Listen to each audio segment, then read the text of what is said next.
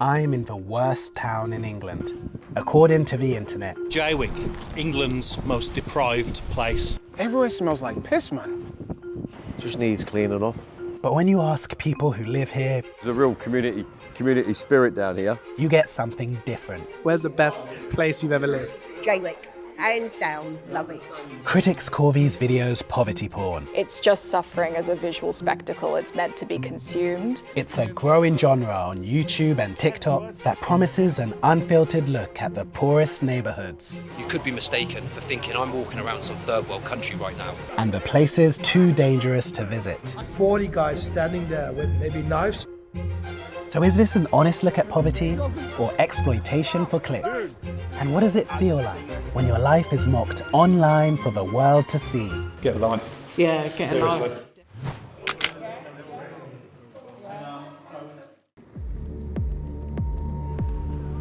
This is Kian Shoka. He's filming inside Bangkok's largest slum for his latest video. It's very dangerous to be here. His channel has amassed 150 million views with videos like the city overrun by 12-year-old dealers and inside Scotland's roughest housing estates. They're from this poverty-stricken area and they were starting to see me as a target. Sometimes he's paid to get these stories, like he did with these kids in Albania. To absolve some of my guilt, I used the money that I generated off that video and I went back and brought the 3 children iPhones. I'll pay my respects. Creators like Kian are after a big audience. The most popular channels, like Bald and Bankrupt, get millions of views. In the background, you can hear the sirens going off. And have spawned books and merchandise. All you've got to do, click the link in the description below. And with younger audiences turning to YouTube and TikTok for their news, creators of these videos consider themselves modern-day journalists as much as they are travel vloggers. Canary Wharf, one of the financial capitals of the planet, where wealthy people... Which gives video makers like Phil Carr a lot of influence. Phil began by parodying poverty porn content. The 3 that came over to speak to me were really, really friendly. Now, he's sitting down with the Prime Minister. There's no producers, no directors, no writing room. No one's watching this content before it goes out. You can be as rogue as you want. You can be... what's going to happen? You're going to get cancelled. You've got 500 followers, you're going to get cancelled. What have you got to lose? But when it comes to poverty porn, not everyone is a fan of the genre. I've just been offered Jiggy Jiggy on the road. Well, there you go. I was just asked if I want Jiggy Jiggy. There's such a lack of care, not just about the way he's treating the people that he's talking to, but about the reasons why they find themselves in the situations that they're in. It feels callous and a little smug, if I'm honest. Dr. Higgins says these videos are part of a long and controversial tradition. This is why we need to act urgently. And It's really about providing ourselves with a form of gratification rather than meaningful care. We reached out to Benjamin Rich, the man behind the Bold and Bankrupt YouTube channel, and didn't receive a response. Kian says the criticism places too much responsibility on creators like him. Is it my fault I put attention on a housing estate in Scotland with 400 abandoned apartments when there's a supposed housing crisis? Or is that the government's fault? Who's the problem?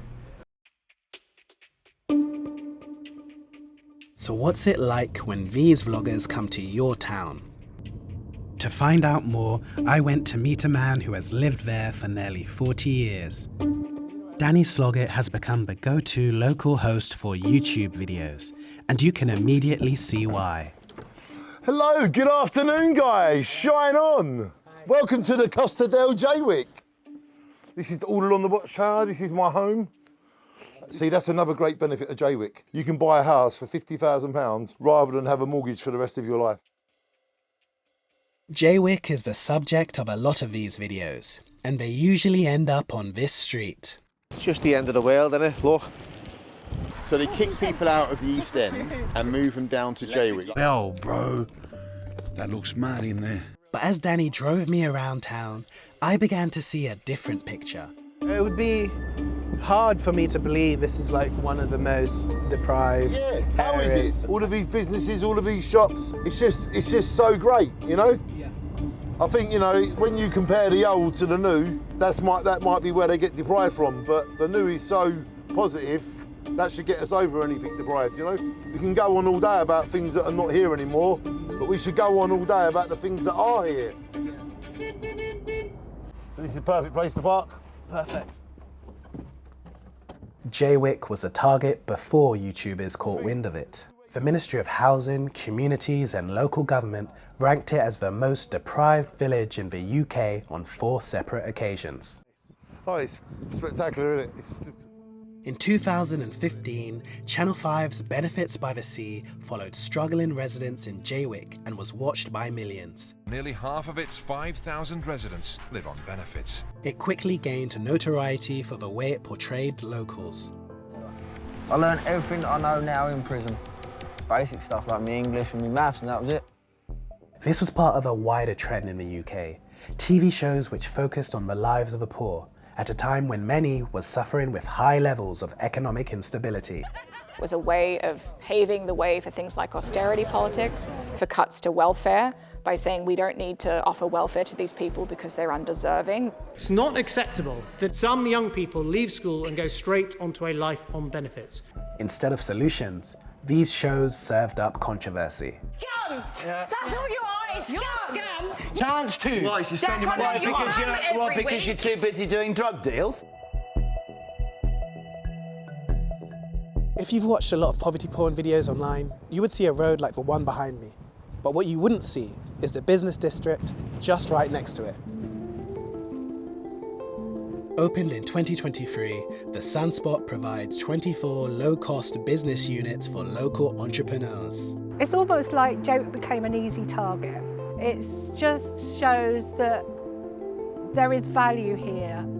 And not everyone is upset at the attention Jaywick is getting online. I showed some of the most watched Jaywick videos to a group of locals at a community centre. Yeah. This is Renell, he's great, he's doing a great thing. Welcome back to Wendell's Adventures Around Britain. You can take the camera anywhere and stick it on the worst part of something, and then to make themselves popular, they have to make it sound worse than it is. Surprisingly, they pointed out that once you get past the sensational thumbnails, some of the videos were actually quite balanced. So even though that title doesn't look positive, once you go into it, it shows pure positivity. I hear you. And they admitted Jaywick has its rough parts. When you come to see places like that, what are being on film, selected on film, you're going to be shocked. Your eyes don't lie. Yeah. You know, your eyes don't lie.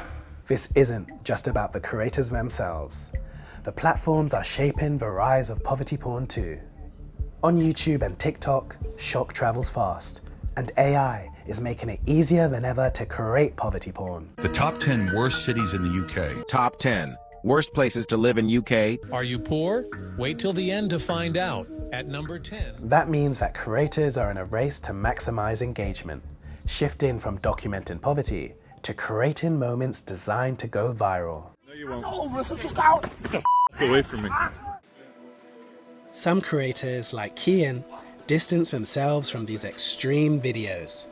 I'm a very sensitive person, and I'm like, is that what I want to do? Do I want to be just every week I go to a new dangerous place, just keep risking my life all the time? If you have any suspicion at all that someone might be vulnerable, don't put them on camera. But these videos aren't just gaming the algorithm. They're tapping into people's growing fears for the future. Are you worried about any of this? Yeah, really worried. But the home's here. It's really just about the visual facade of decline that inspires strong emotions but doesn't offer much in the way of explanations. In a perfect world, what we really want is more opportunities for people to represent themselves. In the summer, this whole beach is full of people.